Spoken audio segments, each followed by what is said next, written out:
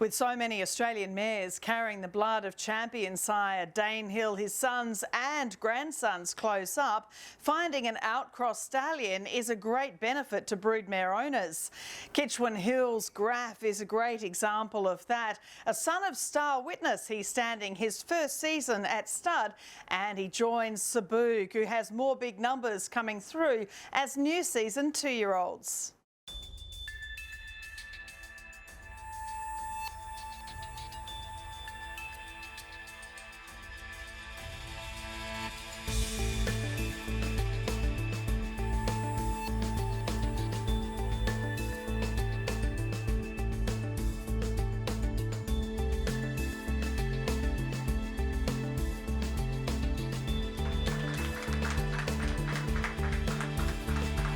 Mick, you've always bred high-class stakes winners at Kitchwin Hills and have some very loyal buyers of your yearlings, but everyone's striving to breed a colt that does enough to earn their chance at stud, and you've done a great job of that with stallions coming from your farm.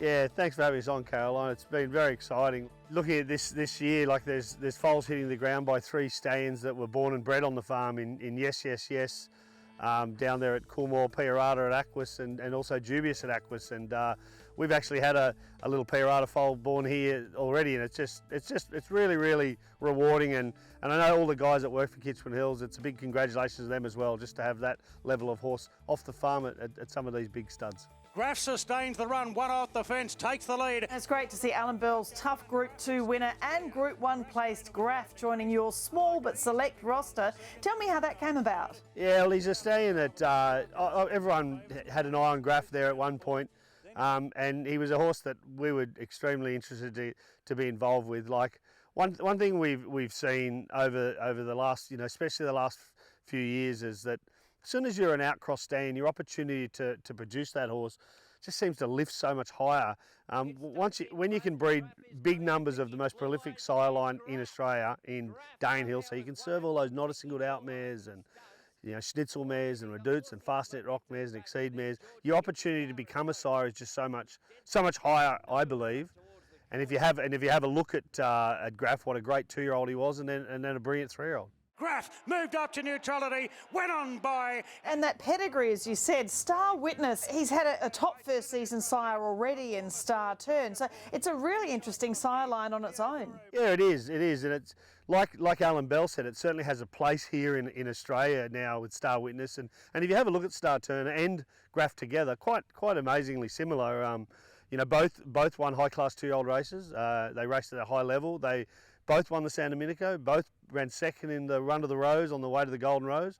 Star Turn then goes to Melbourne, and we stayed up in Graff stays up in Sydney, and he ran an absolute bottler in the Golden Rose. Like if you watch the run, one of the colt of the centuries in the Autumn Sun, who ran an amazing race in itself. But if you watch Graff in there, he was all but last to turn with the Autumn Sun and rattles home. He was the first 3-year-old to run in the Everest. Again, ran a great race on a heavy track. Then he goes to Melbourne and he runs, albeit 4th, but beaten a length and just under in 2 of the hot Group 1s in the Newmarket and the Lightning. So I'm extremely excited to have him. Not only is just a high-class racehorse, he's an absolute star of a type. He really suits, I think, what the market's doing. Grabbed by Graff. Graff over the top. And Chris Lees had done a great job with him. He then moved to Melbourne to Dan O'Brien. He was first up into the Caulfield Sprint, the Group 2, and so he was an elite horse at 2, 3 and 4, winning that Caulfield Sprint. Yeah, correct. Undefeated 2-year-old. He won the San Domenico, which is a stand-making race as a 3-year-old. He won a Group 2 Sprint. He was Group 1 placed. He just really oozes what works in Australia. And not only that, whenever you use these first season stallions, it's really important that you get support in the ring. If you look at the ownership of Graff, with the likes of Australian Bloodstock, Kitchwin Hills and clients, and the little syndicates that Kitchwin buy for, I think if you look at the syndicate last year, we bought over 70 yearlings. So if you're wondering whether Graff has that commercial appeal as well, I think at 13,200 you don't have to ask too many questions. We'll be strong supporters, especially if they look like him. And interesting too, looking at his dam side. Well, his dam Dinkum Diamond won 3 of her 6 starts, but she has Sunday Silence and Sir Tristram backing up that side of his page. That's right. That's why he's going to suit so many of those mares that that work here so often, and he can cover those in big numbers. And so while we know the Danehill, blood is so good here in Australia, it really is so beneficial for these stallions that don't have that blood to be able to be standing in Australia. I mean, the amount of mares that are now able to visit a horse such as Graff, it really sets him up beautifully. Well, I just know myself when we're mating some of our young mares at Kitchwin, how hard it is to find stands that suit those sort of not a singled out, Snitzel, Redoutes, Exceed mares. But if you talk about it, it's all but an unfair advantage that they get this opportunity to serve those line mares when they're an outcross stand like Graff. Like if you have a look at 4 or 5 of the new kids on the block that are flying and are so commercial and people can't get enough of them, like a horse like Capitalist, for instance, his best 2 horses are out of a Commands mare and a Redoutes Choice mare. Star Turn's best runners out of a not a singled out mare. Shalar's best runners out of a not a singled out mare. Flying Artie in Notorious's best runners out of a Redoutes Choice mare. Frosted, for instance, out of an Exceed and Excel mare.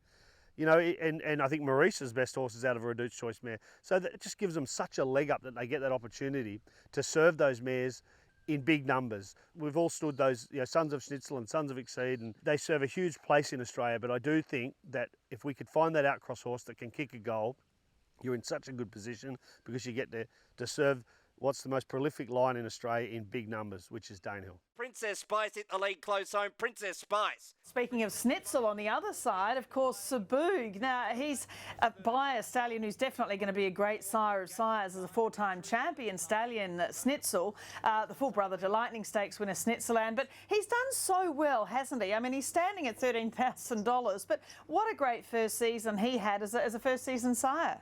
Yeah, you won't get a more competitive year. I don't remember a year when the first season sires are fighting out 20 winners, So the fact he's had 10 winners from just 30 runners, I think he came in at 4th on the winners to runners numbers, which is a great result. He's just got so much to come. Like I know of so many of his nice horses that are with trainers that are raving about them and have just taken that little bit more time that they expected for different reasons. Birdsville's a really, really nice horse for Peter Moody, unfortunately or fortunately for Peter, who owned Birdsville. He sold him to Hong Kong for a big amount of money. A couple have gone to Hong Kong actually. He's just done a terrific job, and if you have a tick to the support that he's got just this year with his yearlings, like the repeat offenders of people that have them in the stable that are backing up and buying them again, from Gerald Ryan, Mick Price to Peter Moody, Paul Moroney, Kieran Maher. It's just big numbers of trainers that have come back to buy them, and they don't do that if they haven't got a nice one in their stable. Every year when you get those types of horses come off the farm, like an Everest winner or a Melbourne Cup horses,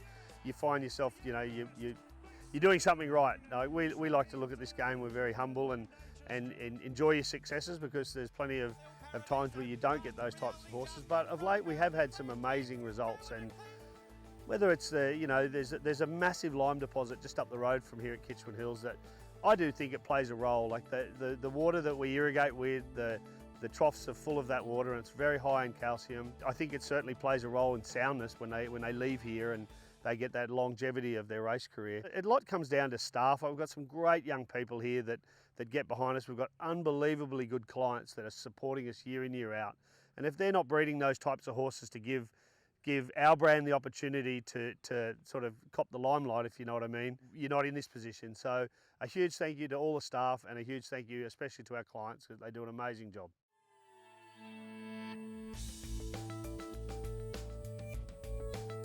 I've loved my time at Kitchwin. I've sort of been involved with the farm since my arrival in Australia 5 years ago, and I've come on board as resident vet in the last couple of months. It's a great team to work for, it's a great environment, there's fantastic horses on the farm that I get to work with every day. So overall it's been a really, really good experience. How does it translate? I mean, I know with certain things, whether it be the law or, being doctors or things like that, there are different sort of ways that people are graded, in their profession. How does it work for vets coming from the UK to Australia? The degree is transferable. So it's the same qualification. The US, the UK, Australia, similar qualifications. So it's just a matter of transferring your licence over to an Australian licence, which is quite straightforward. So a lot of vets do migrate from overseas to come to Australia. There's just so many more opportunities, and especially in the thoroughbred industry for vets.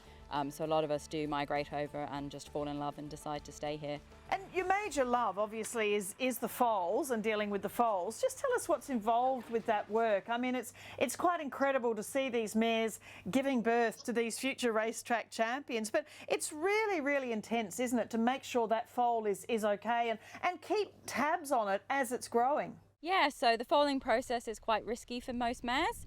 So it's something that we monitor closely, and we're quite heavily involved in the process to make sure it all goes well. And then there's a lot involved in the care of those foals through their young life, making sure any injuries or illnesses that we can treat and successfully manage before they go on to start their racing careers. So it's, there's a lot of work involved, and it's a big team effort on farm, and hopefully there's not too many of them I need to be too directly involved with. But there's certainly, we do see injuries and illnesses that we have to treat and look after in those young foals. And the stallions as well. I mean, Graff, we're looking at in particular here as a first season sire. They do have to do test covers and, they actually have to learn what they're meant to do. What's your role in that? So my role in that is sort of making sure that the mares that we send to him are ready. Obviously, a mare's not going to stand for a stallion unless we say she's in season. So I'm busy scanning mares ahead of the upcoming season, so I know that they're cycling and they're good to go. And it gives the stallion an opportunity to have a practice run, basically, and sort of figure out how things are done and what they need to be doing ahead of the season actually going, and they start covering a lot of mares every day. Mick Malone and Pauline, we know they're absolute great characters of the thoroughbred breeding industry. How did you find that as an English girl coming across to a good old Aussie farm? It was certainly quite different. The way things are done and the way people are quite different to the UK. But it's a very relaxing, laid-back environment.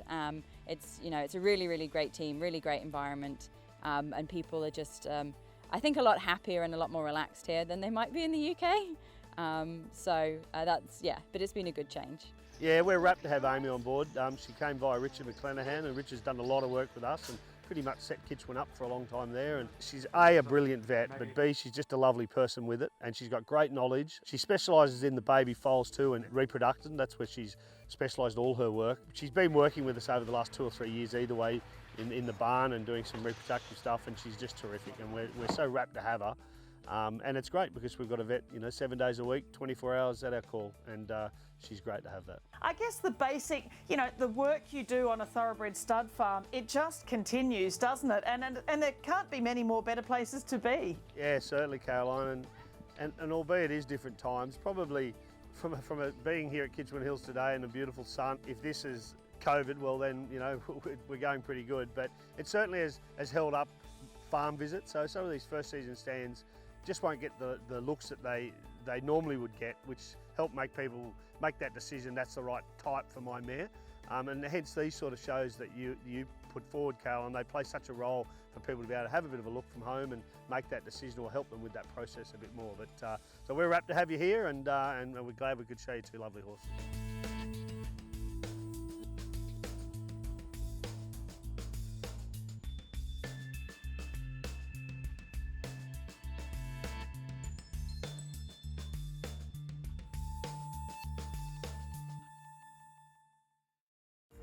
As we featured Graff and his sire Star Witness previously, our G1 Goldmine focus is on Sooboog and his 4-time champion Australian sire Snitzel.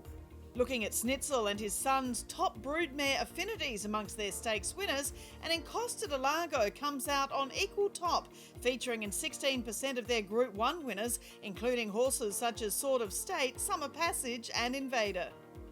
Mares carrying the blood of the precocious speed-influenced General Nadim, crossed with Snitzel and his sons, also appeared in 16% of their Group 1 winners. Examples being Mr. Quickie, a son of Snitzel's Cox Plate winning son Seamus Award, Group 1 winning 2-year-old Sizzling, and I Am Excited. Also a nick of influence is that of Snitzel crossed with Red Ransom, which appears in 11% of his Group 1 winners, including star sprinter Trapeze Artist, Golden Slipper winner Estijab, and Silver Slipper winner Time to Reign, a grandson of Snitzel through his sire Time for War.